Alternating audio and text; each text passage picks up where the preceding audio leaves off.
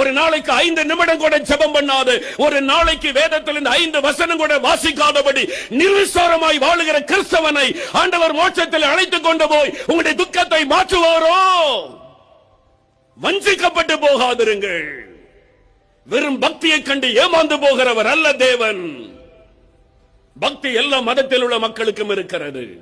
பக்தி அல்ல பரிசுத்தம், பக்தி அல்ல வேத வசனத்தின்படி வாழ நம்மை அர்ப்பணித்துக் கொள்ள வேண்டும். அவர்கள் தான் பரலோக ராஜ்யத்திற்குள்ளே செல்ல முடியும். அவங்க கண்ணீரை தான் ஆண்டவர் துடைப்பார். ஒரு நாளைக்கு 5 நிமிஷம் கூட ஜெபம் பண்ணாத கிறிஸ்தவர்கள் எத்தனை பேர்? ஒரு நாளைக்கு பைபிள்ல 5 வசனம் கூட வாசிக்காத கிறிஸ்தவர்கள் எத்தனை பேர்?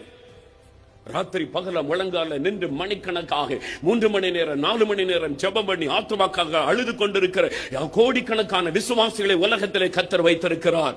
அவர்களைத்தான் தேவன் கண்ணீரை துடைத்து சந்தோஷத்துக்குள்ளே கொண்டு போவார்.